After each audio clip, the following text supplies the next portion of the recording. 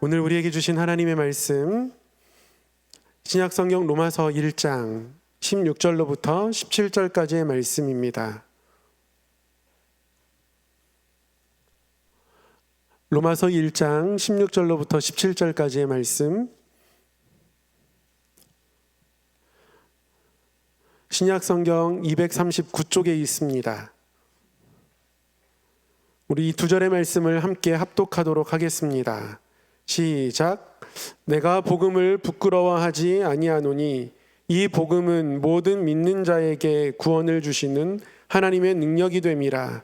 먼저는 유대인에게요 그리고 헬라인에게로다.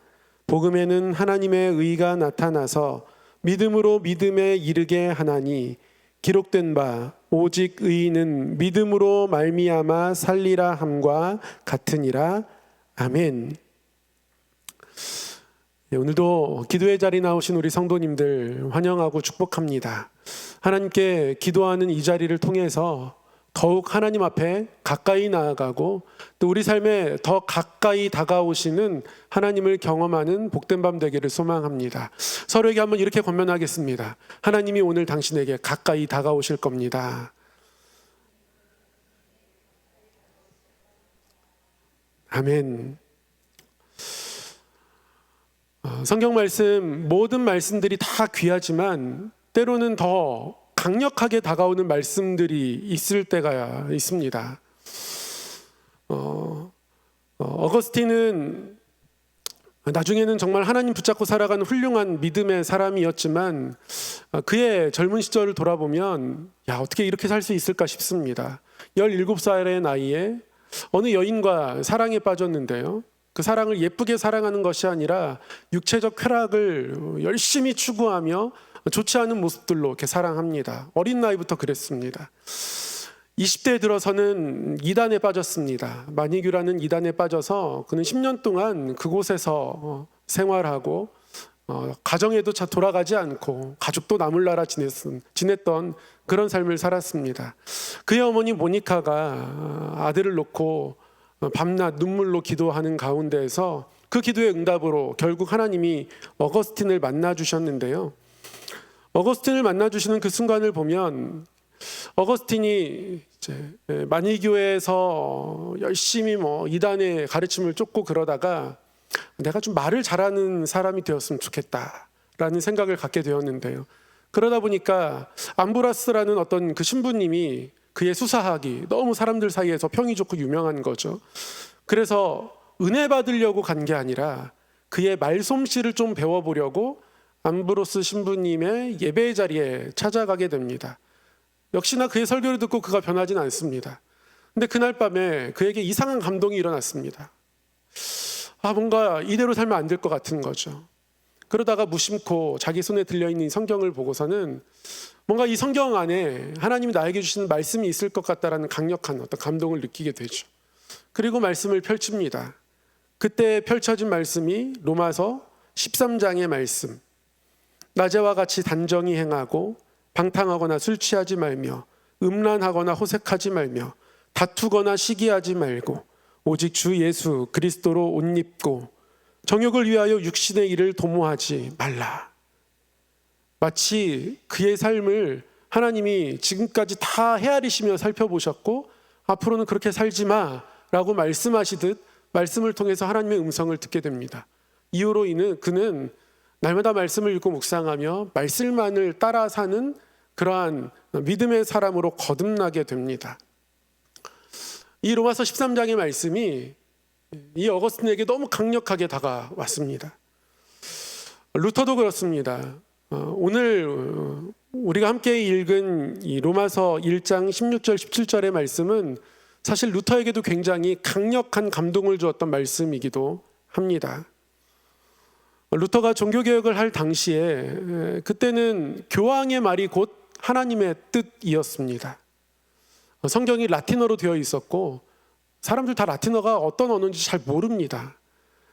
교황이 라틴어로 아무리 성경을 읽어줘도 그 성경이 무슨 말인지 모릅니다. 결국 교황이 풀어서 설명해 주는 그 말이 진리가 되던 때였습니다. 근데 교황이 성 베드로 성당을 지으면서 건축 빚이 너무 컸습니다. 빚을 내서 성당을 지었는데 그 성당 빚의 일부는 또 사채를 써서 아주 높은 이자에 돈을 빌려왔기 때문에 이 건축 재정을 감당하는 것이 너무너무 버거웠습니다. 그래서 결국 우리가 아는 것처럼 면죄부를 판매하게 됩니다. 이런 면죄부 판매가 이루어지는 모습이 루터에게는 충격적이었습니다. 받아들일 수 없었습니다. 그렇다고 해서 루터가 즉시 내가 이것을 개혁해야겠다라고 마음을 먹었던 것은 아닙니다. 어느 날 그에게 로마서를 읽으면서 로마서 1장 16절 17절 말씀이 강력하게 다가왔죠. 복음에는 하나님의 의가 나타나서 믿음으로 믿음에 이르게 한다. 우리가 하나님께 구원받는다라는 것이 헌금을 많이 해서 면죄부를 사서 이루어지는 것이 아니라 믿음으로 되는 것인데, 오직 믿음으로 되는 것인데, 교황의 말 때문에 우리가 그 진리를 발견하지 못하는구나. 이 말씀이 루터에게 아주 강력한 감동으로 다가왔습니다. 루터가 유레카를 외쳤다고 하죠.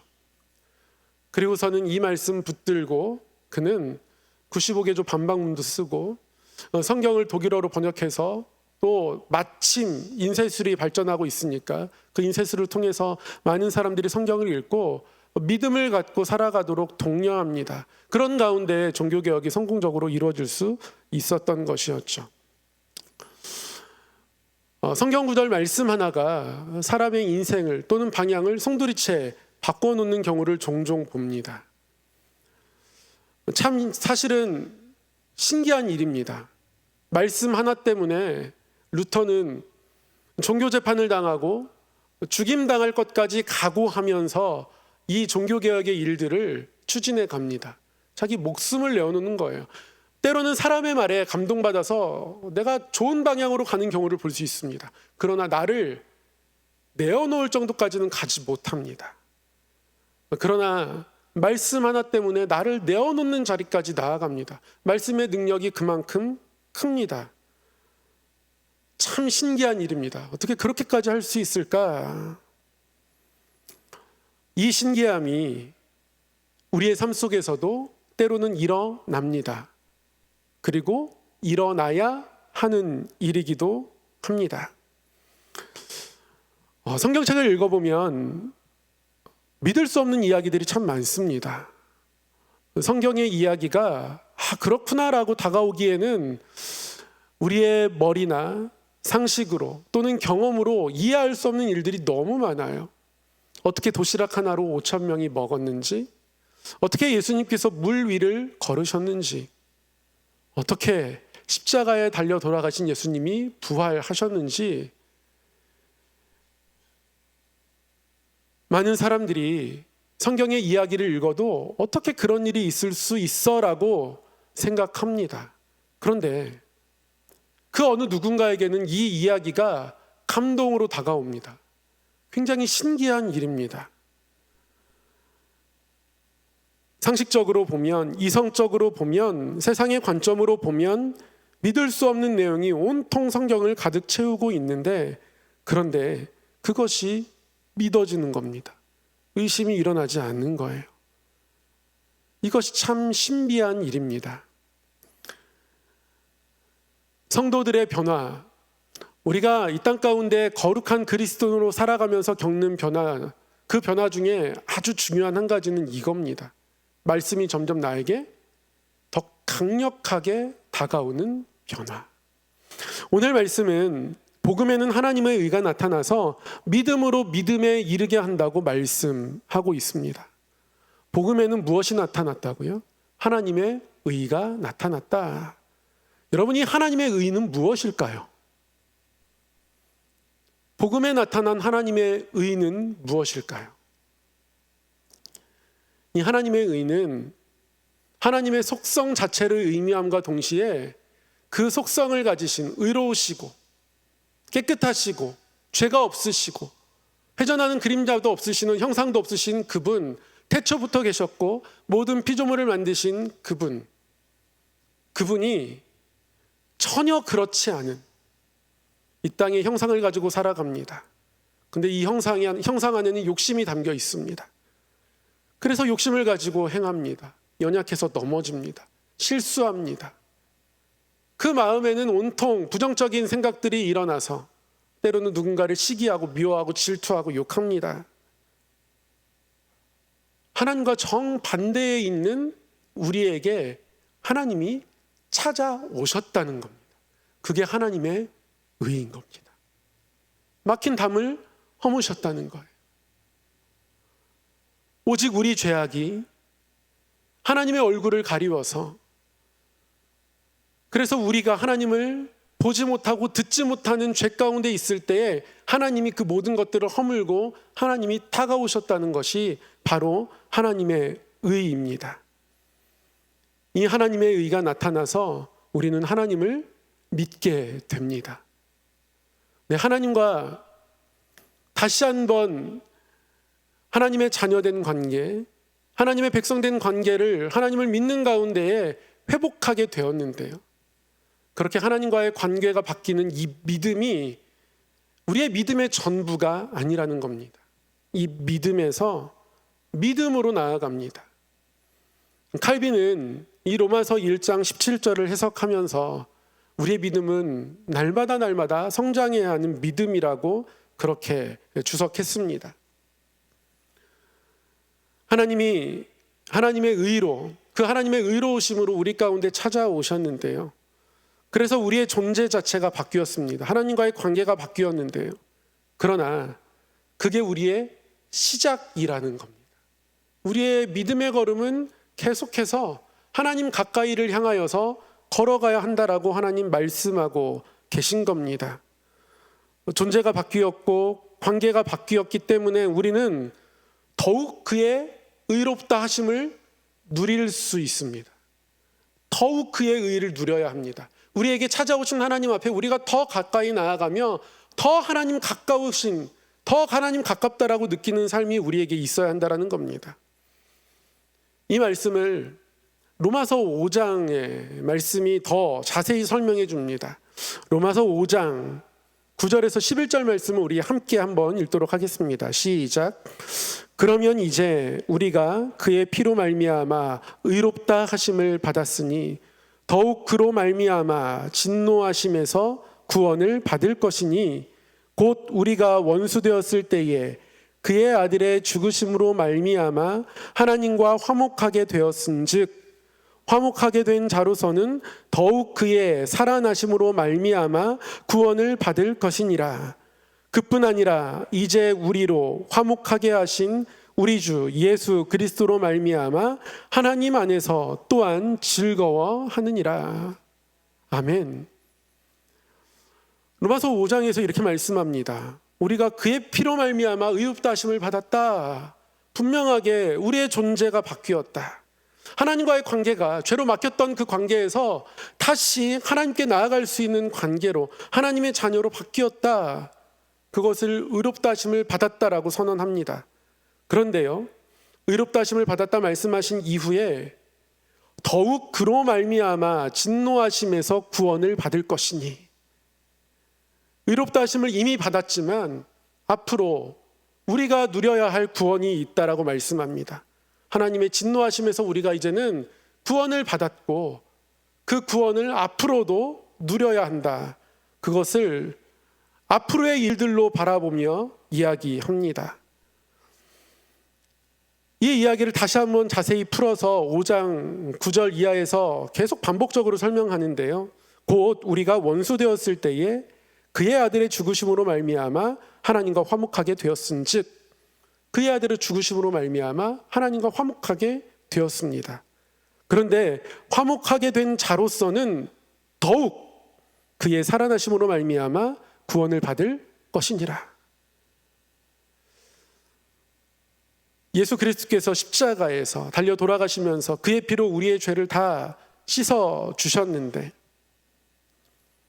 그렇게 우리가 하나님과 화목하게 되었는데 이 화목하게 된 자는 앞으로 더욱 그의 살아나심으로 말미암아 구원을 받을 것이니라.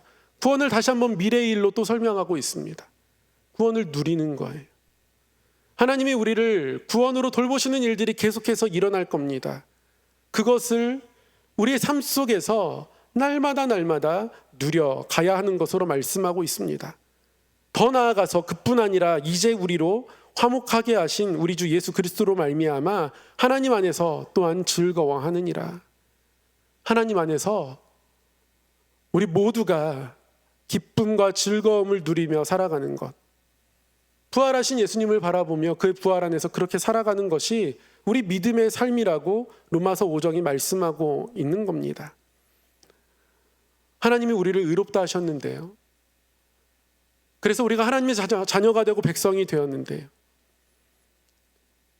그 믿음에서 더 나아가 그 부활을 바라보고 우리 삶 속에서 부활을 체험하면서 그의 살아나심 가운데에 우리가 하나님을 우리 가운데에서도 그 부활을 베풀어 주시는 하나님, 예수 그리스도를 부활의 첫 열매 삼으셨기 때문에 우리에게도 그 부활의 능력으로 함께 하시는 하나님을 바라보며 우리를 화목하게 하신 그 예수 그리스도로 말미암아 하나님 안에서 여전히 즐겁게 살아갈 수 있는 것이 우리의 삶이라고 말씀하는 겁니다. 정리하면 우리는 의롭다 하심을 입었고 거기서 더욱더 하나님의 의를 누릴 수 있다라는 겁니다. 그래서 더욱 그로 말미암아 구원을 받을 것이고 더욱 그의 살아나심으로 말미암아 구원을 받을 것이다. 더욱이 있습니다. 앞으로 더 누릴 하나님의 구원이 있다. 그것을 더욱 누릴 것이다. 그렇게 말씀하고 있는 겁니다. 그것이 바로 믿음에서 믿음에 이르게 되는 것입니다. 사랑하는 성도 여러분, 우리는 하나님으로부터 의롭다 하심을 받았습니다. 이것이 복음에 나타난 하나님의 의입니다. 이것은 시작입니다. 하나님의 의롭다 하심을 통해서 우리가 하나님의 자녀가 되고 다시 하나님과의 관계가 회복되고 그렇게 우리의 믿음의 걸음이 시작되었다면 그 믿음은 더 깊어지는 관계로 나아가는 믿음이어야 합니다. 이 기도의 자리에서 하나님이 저와 여러분에게 말씀하십니다. 내가 너와 더 깊어졌으면 좋겠다. 믿음에서 더 믿음으로 너희가 나왔으면 좋겠다. 내가 너희를 의롭다 칭했고 나의 자녀가 되고 나의 백성이 된 그 믿음에서 더욱 그 부활의 능력을 누리는 믿음으로 나아갔으면 좋겠다. 하나님 때문에 어떤 상황 속에서도 즐거워할 수 있는 믿음까지 나아갔으면 좋겠다. 그래서 사도 바울은 로마서 5장에서 이 하나님의 의를 바라보면서 감히 고백할 수 있는 겁니다. 우리가 환난 중에서도 즐거워하나니 환난은 인내를, 인내는 연단은 소망을 이루는 줄 알미다. 이 고백이 어려운 고백입니다. 어떻게 환난 가운데 즐거워합니까? 그러나 믿음에서 믿음으로 이르게 되는 삶을 살아갈 때에, 우리의 믿음이 그렇게 자라가게 될 때에, 우리의 믿음이 그렇게 깊어지게 될 때에 어떤 삶의 자리에서도 예수 그리스도 그 부활이 보이는 겁니다. 거기에 소망을 두게 되죠. 이 기도의 자리, 하나님께 우리의 삶의 모든 것들을 내어 맡기며 나아가는 자리가 믿음에서 믿음에 이르는 자리가 되기를 소망합니다. 복음에는 하나님의 의가 나타나 있습니다. 예수 그리스도 십자가와 부활에는요, 믿음에서 믿음에 이르는 우리의 삶이 그래서 더욱 하나님 가까이 나아가게 되는 길들이 보여지고 나타납니다. 그의 죽으심으로 말미암아 우리의 죄가 깨끗하게 되고 구원을 받게 되고 더욱 그의 살아나심으로 말미암아 구원을 얻을 것이다. 구원을 누릴 것이다. 그렇게 말씀은 우리에게 가르쳐 줍니다. 오늘 이 밤에 기도할 때에 그 하나님 앞에 믿음으로 나아가길 원합니다. 오늘 이 기도의 시간이 믿음에서 믿음으로 나아가는 시간, 믿음에서 믿음에 이르는 귀한 시간 되기를 간절히 소망합니다. 사랑의 하나님 아버지, 우리를 사랑하셔서 하나님의 의를 나타내시고 예수 그리스도를 믿는 믿음으로 말미암아 구원받은 백성 되게 하심을 감사합니다. 하나님, 그렇게 하나님의 자녀된 믿음 가운데서 그 자녀됨의 권세를 누리며 하나님의 능력과 부활의 주님을 바라보고 그 안에서 살아가는 믿음까지 우리의 믿음이 자라나기를 소망합니다. 우리의 믿음이 그렇게 깊어지기를 소망합니다.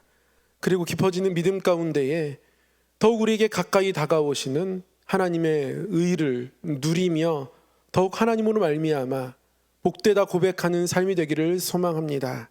하나님, 그 신비한 길로 우리를 인도하여 주시옵소서. 가까이 찾아오시는 하나님을 어떠한 삶의 자리에서도 바라보게 하시고 깨닫게 하셔서 더욱 하나님 안에서 살아가는 믿음 되게 하여 주시옵소서. 이 밤에 기도한 모든 기도의 제목들 하나님 받아주시옵소서. 눈물로 드렸던 모든 눈물도 마음도 함께 받아주셔서 눈물을 주의 병에 담으시고 생명의 길로 인도하시며 갚아주시는 하나님의 손 아래서 살아가도록 함께하여 주시옵소서.